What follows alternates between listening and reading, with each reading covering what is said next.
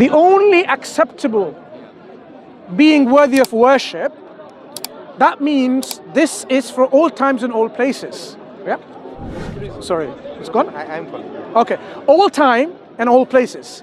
So if this creator creates human beings at any moment of time, he's not going to contradict himself and say, I am a elephant and worship me as an elephant, or I am a father and a mother, or I am a father and a son and a Holy Spirit, or I am only one and only. These contradictory belief is not expected from a perfect being who does not give these contradictory messages to people. Yeah, you expect consistent, coherent message from someone who is perfect. He is not someone who is, what's it called, maleficent or something like this. You don't expect that, a perfect being. So, from the very beginning of the history of human beings, there was always communication at all times, different places, and they all received the same message about that there is only one creator worthy of worship, and you worship that. That, in Arabic language, is called Islam, the Arabic term, which is a state of submission to this creator, to this being, to this God. Whoever does that is a Muslim. So in this understanding, all religion from the creator was the same religion. Okay? Religion of submission and surrender to this one God. But what happened as time went by, people diverted away from it, corrupted its message for the whims and desires, they called it different isms and belief systems or whatever. So they went away from the true teaching, and now they have been diverted to alternate paths, ways and ideologies. So Islam, if you ask like, why wasn't there always Islam? There was always Islam. Because that was the only... The Quran is the final revelation that was given about 1440 something years ago. The first revelation? Yeah. First revelation is, if you will think about revelation, the personal revelation was the first man God created. He spoke to him, so gave him instructions. No, I'm talking about history of human beings. Yeah. When it comes to human beings in humanity, the first human beings received revelation from God. Okay, we call him Adam. Adam received revelation from God, and lived his life accordingly, and he taught his children accordingly. And then later in times, they became what we call prophets and messengers. Some of them had a law, meaning do's and don'ts. If you do, you will destabilize. If you don't do it, the society will be destabilized. There will be problems in society. So there was a structure to it. So these prophets either followed the law-giving prophets, which are messengers at that one point, or messengers came with law and says, okay, fine, don't do these things. This is not good for the society and good for your well-being or your well-being in the hereafter, because you're not created just to have some fun here in this life, but there is another life afterwards, okay, which is the eternal life. So don't waste your life, the ultimate abode, which is the hereafter, eternal life, by wasting and not fulfilling your duty in this life, which is momentary. People want for pleasure, but no pleasure is everlasting in this life. You go for drugs or whatever some people do, and it gives them momentary pleasure, and then it wears off. You have companionship, and then it ends. For example, we're talking about physical intimacy between, couple, for example. So these, pleasurable experiences shouldn't be the only drive to live our life and forget the hereafter. This is what the Quran reminds us. Don't forget the hereafter, the ultimate abode. Yes, you can enjoy this life, but within a boundary, okay? But the real enjoyment that is waiting for you is the hereafter, where whatever you want, imagine whatever you wish, that pleases you, gives you comfort, give you contentment, give you pleasure, happiness will be provided for you. So people here... In Islam, don't you believe that there's, 72... Yeah, so in Islam, we believe God will provide and cater for people's sexual needs and sexual pleasure. If you find pleasure through sex in this life, and you feel that, yes, I would like that, this is not going to be taken away from you. That kind of pleasure will be given to, in fact, in a way or an intensity and in the broader aspect of the things, which you will really appreciate and enjoy as a pleasure in forms of reward. Does God then say that that's wrong? What?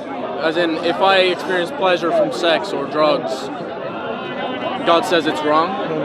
What we're saying is God creates us and gives us a code to live by and says, if you fulfill the purpose of your life within this boundary, within this code, then you are recipient of. And if you don't? If you don't, then there will be, no. if you don't, then you face the consequences. Because the consequence. Why would an all-perfect being want to? What's the question, sorry? Why would an omniscient, omnibenevolent, all good, perfect being? There's something else you're missing. Carry on. Why would an omniscient, omnibenevolent, all good, and omnipotent and you're missing a crucial. Perfect and there's something missing. You see, the problem of this discussion in philosophy, they miss a crucial element. God is wise, all wise. Yeah, omniscient, all knowing. No, Similar. there's a difference between wisdom and knowledge. Clear difference between wisdom and knowledge.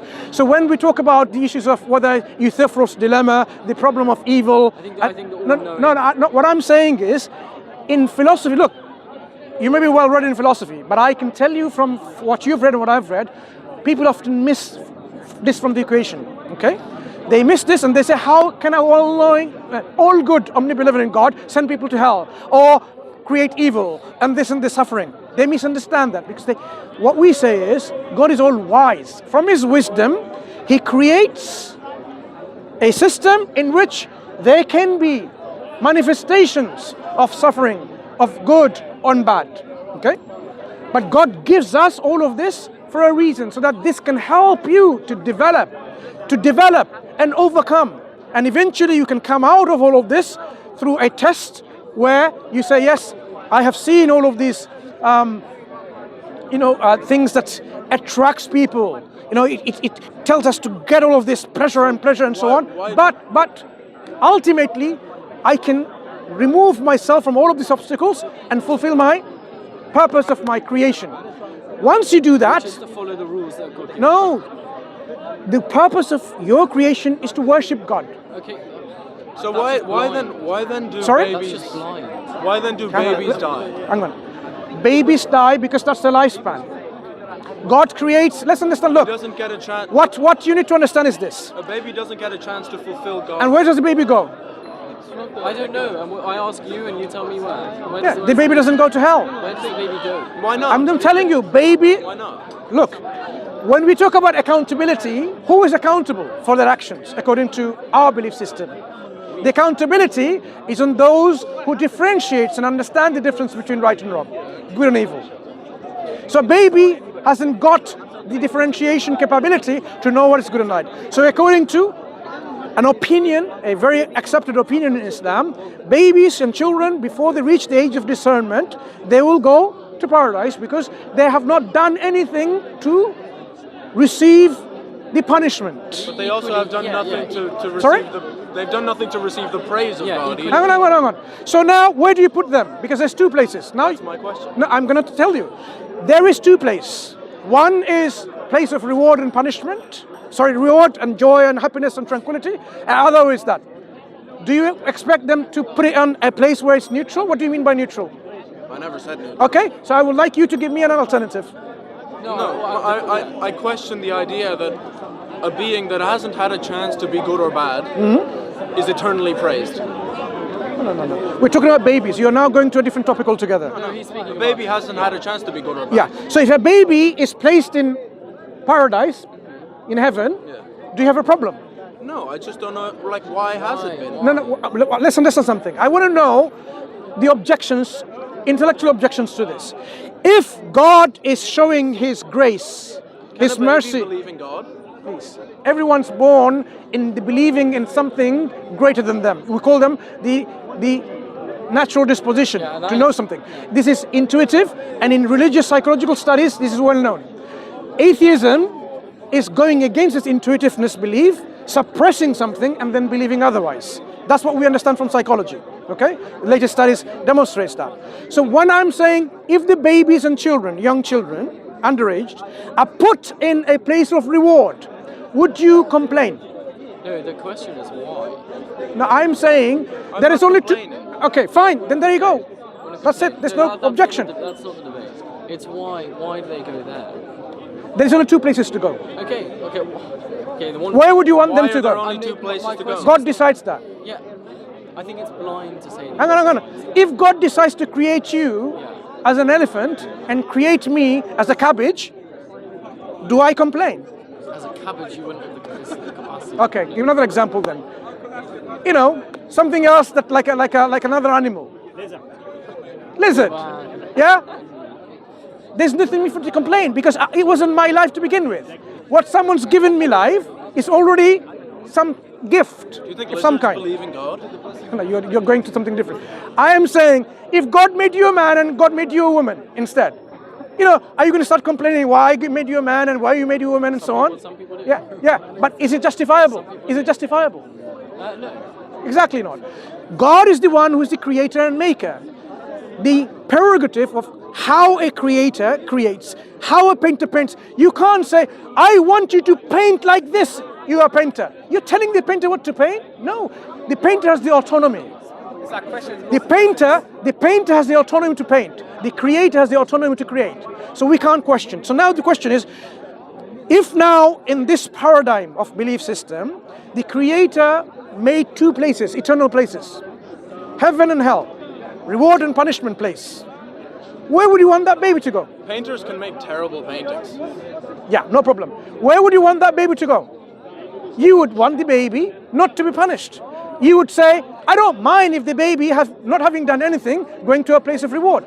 Okay, so if I lived in this world and I did nothing, I just existed, then where would I go? I just existed. If you just existed and you didn't have any ability to differentiate between right and wrong, then there's no accountability. That's why in Islam, those people who are insane, cannot differentiate between right and wrong, the pen is lifted from them.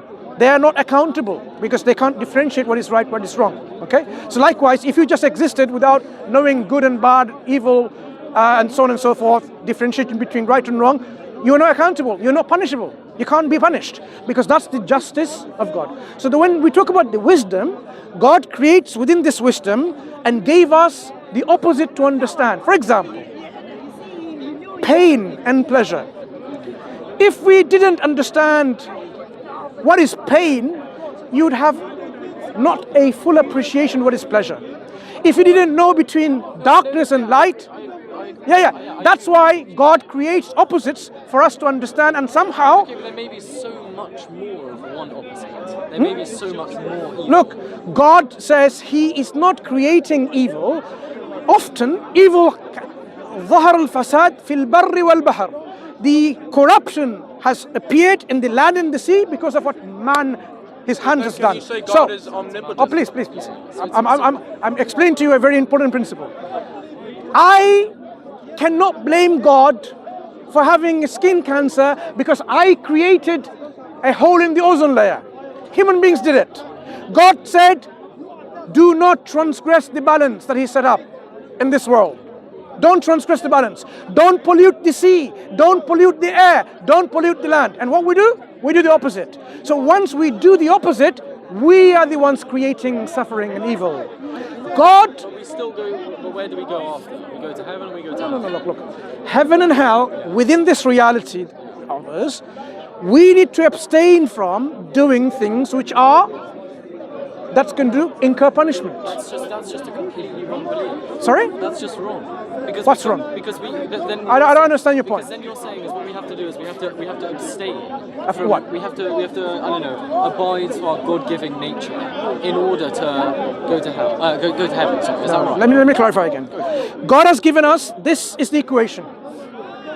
If you do this and if you avoid this, you become the recipients of God's mercy and His grace, and you go to heaven, and He promises you that. If somebody doesn't do that, is that person justifiable to go to those places? When the message is clear, the warning is clear, the consequence that awaits as a reward or punishment is clear. Is that justifiable? But He's all good. He's all wise. You keep him calm. The same. One second. No. Can I finish? This is the problem of studying philosophy. I'm not talking about studying philosophy. Prior to studying philosophy, I am saying God is all good means what? I'm asking you. No, I'm questioning that. What does it mean? It's in the entirely writing. good. He is No, what does it mean? It's entirely good. He does nothing So bad. Wrong. A human can be good. God is perfect being in which he demonstrates his wisdom. And part of his wisdom is when he gives people free will, and within this free will, people can disobey him. Disobeying is bad. Because if God says, do not kill, and you kill, that's a disobeying. Wait. That's bad. Look, God is the creator of all actions. He doesn't want people to create. He's the creator of all actions. I'm explaining. Perhaps you'll understand. God is the creator of actions. He has given certain amount of free will to people. He said, do not rape, do not kill, do not steal. Let's take these 3 examples. Those people who do, they're accountable for punishment. But he's still the origin of all the actions. Yeah, we still have free will. You said that. Just because God gives you free will doesn't mean he's the one causing the rape, the stealing. God gives you free will. With your free will, you can do good or you can do bad. Correct? Yeah. So that God-given free will includes good and bad. Trace it back. You have God has good and God has bad. No, so then you have this picture. It doesn't follow. I'll tell you why it's illogical. God can either create you to do all good. He could do that. But he hasn't. No. Let's understand. He could do that. Would you have a choice in that? Would you have free? Does that mean you have a free choice? Why is having choice important? It doesn't. Because according to God, he can create creation as he wills. Remember, the painter has autonomy. God created agents who cannot disobey him. Do you know who they are? The angels. But God created another creation, human beings, who can disobey him. Why? God creates a human beings, free agents, human beings, who can disobey and appreciate that there is, by their own volition, by their own acceptance, that yes, there is a creator over me. Up to the people. Why? And based on their ego or submission of their ego, God will reward them or punish them. So autonomy. God demonstrates his wisdom to us. No, God created us so that one of the creation like us can appreciate that we were nothing and we were created, right? When a painter creates, the painter has no obligation to create. The painter creates because by nature, he's a painter. The painting will follow. Our creator, our God, in his nature, he's a creator. We say the creation follows from it. But the question now is, do you expect God only to create people like robots, or do you appreciate that God has given us a certain amount of free will and appreciate ourselves whether we want to accept him or not? This is another degree and level of the highness of a creation. That's why God says he ennobled Bani Adam. He's ennobled this creation from other creation. So God creates people and gives us the choice to accept his wisdom. To accept him or not? Okay. Why does a perfect being need to create people? He doesn't need to create anything. Why Autonomy. Why? Autonomous. As I told you, God creates as he wills. So look, the question is, we're going back to the same question. Yeah, no. Why does the painter paint? The painter painted a building, and you're saying, why did you paint a building? Why didn't you paint a jacket? You are taking the autonomy from the painter. Now, do you have any right or any justification to question that? The painter is trying to create something beautiful. No, one second. Do you have any right or justification to question the painter for what they paint? If I'm paying for a painting, I have every right to question what he's doing. Think about what you're saying. You are questioning the painter's autonomy. I think you should think about what you're saying. If I'm commissioning, Hang on. I want to know your objection. I'm telling you. I think first of all, I think it's completely wrong.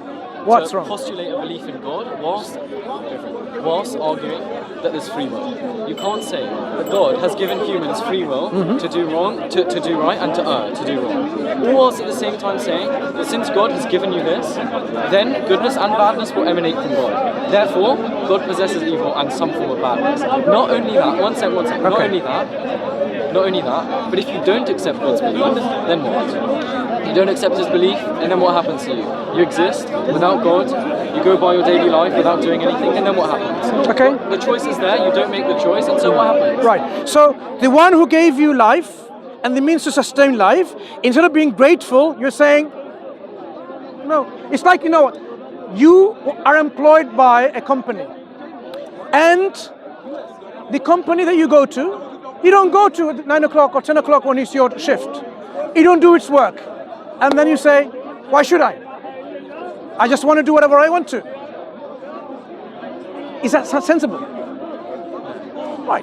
So once a creator created you, and he gives you a role, a purpose, and a duty, and you don't fulfill that duty, you can't say, I don't care. Hang on, think about it. You don't say I don't care, because do you have any justification to disbelieve in a creator? The answer is no. Your whole argument presupposes any existence. Hang on. That's why we go back to the existence of the creator first. Do you have any reason to reject God's existence? That's a good question. I have reason to not believe it, but it doesn't mean that I will reject it. No, I want to know, do you have any grounds? For the same reasons I don't have grounds to believe in God. What was the grounds? I do have grounds to believe in God, but I don't have grounds to believe that God exists. There is a originator of this world, or there isn't one? Do you have another option? I do believe in God. I think that God's the only... No. Look. You are now questioning the existence of God from the very beginning. I'm saying, intellectually... Look. Intellectually, can you have a belief when there is no God and reject the existence of a God? Believe in God. No, in the reality of accepting there is a creator or not. I'm saying no, it's not an intellectual position. Intellectually, there is only two positions. There's a creator that exists or doesn't exist. All the evidence, all the reasons points all. Or nothing. Or nothing. God exists, God doesn't, or nothing. What do you mean nothing? Reductionist. No, what does it mean nothing? Explain. I'm saying or No, I want to know what does it mean the third option. Chance, chaos, nothing. Sorry? One second. This cosmos is either originated by a creator, one option, or self-existing, or nothingness originated in. Any other options? No, that's it. Fine. Or I agree with those two. Good. When we examine these three options, can something originate itself when it wasn't existent in the first place at one point? No. So that leaves to now two options. There is another option, but never mind. Now actually we talked about this option. Nothingness originated it. Can nothingness, which is the absence of everything, not Professor Lawrence Krauss's nothing, that's level 5. We're talking about level 9 nothing. Okay. Right? Absence of quantum fields, absence of abstract objects, absence of potentiality, absence of everything basically. If that is a thing, even though it's nothing, can it do anything? The answer is no. So nothingness... Because nothing can bring about... Nothing cannot bring anything, because it doesn't exist. Correct, but God can also not have existed. Sorry? Ignore. No, it's fine. Listen. No, let's wrap this up. I want to say one thing. Yeah. I do believe in God. I believe in something. But is your belief in... My In belief God, intellectual. My belief in God is faith. Is it intellectual? My belief in God is an investment in something. Fine. Yes, however. Is it intellectually? However, I'm still puzzled and I'm still working it out as a student. No problem. As to if you can still believe in God as well as having free will. I think it's wrong at this moment to think that if God exists, if your free will is God-given and you have the ability to do wrong, then if since your free will, We can talk about free will, but that's not a discussion now I because know, but then we have to go. if everything emanates from God, then so does evil. No. Do you remember what I said? God is the creator of everything, right? But you can't say attribute evil to God just because He's the source of everything. Okay? So if I give you money and with this money you do bad things, you can't blame me. You have to blame yourself. Yeah, you have to understand this kind of understanding, right? Yeah. So just because God is the source and origin of everything, it doesn't mean God is the one who causes all the evil actions. Coming back to these two options, nothingness cannot create anything. So we are left with the only viable intellectual position that something else created this universe. That belief in God is intellectual. Yeah. So it's not a faith which is based on nothing. It is faith. Okay, I would not call it faith then. It's faith. This knowledge. Okay, I'm telling you, it's my knowledge of possibilities tells me that now I have knowledge that there is a creator of this cosmos, and it's not nothingness, and it's not itself.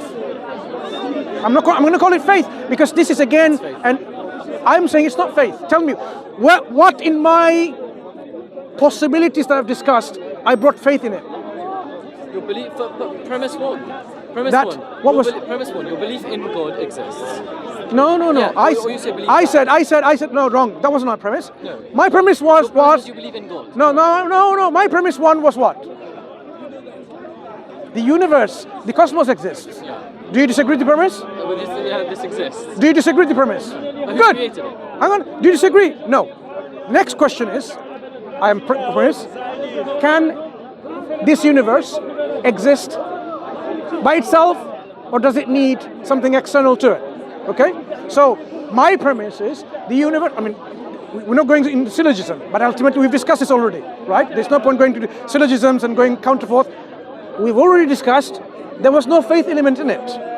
We're using logic and rationality. Based on logical rationality, we made an inference that yes, there is a creator, originator of this universe. If you call it faith, I would disagree. It's an inference. It's a logical inference. There's a gap. Is that a faith or a logical inference? There's a gap. I have somewhere to be at 6 o'clock, but Nice talking to you. Nice to speak to Yeah, you. you Good take luck. care. But carry on talking more, discussing more. I recommend the book if you haven't read by Hamza Zortzis. Have you read this book? Called The Divine Reality. Let me show you how it looks like. It's downloadable easily from Sapiens Institute. I still think it's wrong. No. Before you say anything wrong or right, I am saying be open-minded to I am read more, and I'm giving you to read this book. Yeah? The Divine Reality. I'm open-minded, but I still think it's wrong. No. You can think it's wrong, but what I'm asking you is to have an open-minded approach. It's called this Divine Reality. Is it your book? It's not my book. Okay? By someone called Hamza Zortzis, with a T Zortzis. Yeah? Do you want to take a picture of it? I got it. Yeah? It's freely downloadable from Sapiens Institute, and it goes through some of the questions that we've talked about here, and it will help you to make a direction for you when you take. What's your name? Miles. It's nice talking to you. You take care. No offense intended. We had a very pleasant discussion. None at all. Okay. None at all. I respect any theist. I disrespect any atheist. But it's the same logic that the theist uses to believe in God, the atheist uses to disbelieve in God. Well, questionable, some ways. I have 2 more years to discover that. No worries. Thank you very You're much. studying philosophy? Yeah. Kings. No, I figured that. Yeah. Anyway, Thank you very first year, what they do, I know I'm going to let you know. First year, what they do, they totally brainwash you so that you can start freshly thinking. Yeah, I In the know. first year philosophy I've studied course, for 2 years already. philosophy course, as you realize, first year, they want you to be critical thinkers. Yeah. That's why they will really mess you up in that way. It's a good thing in a way, but some people, if they don't go along, they really come to a disaster. So carry on, and then you come to a point where you can critically think yourself and judge between all these philosophical ideas which makes us know. Thank you very Thank much. you. Good luck Take with care. You too. Thank you. See you later.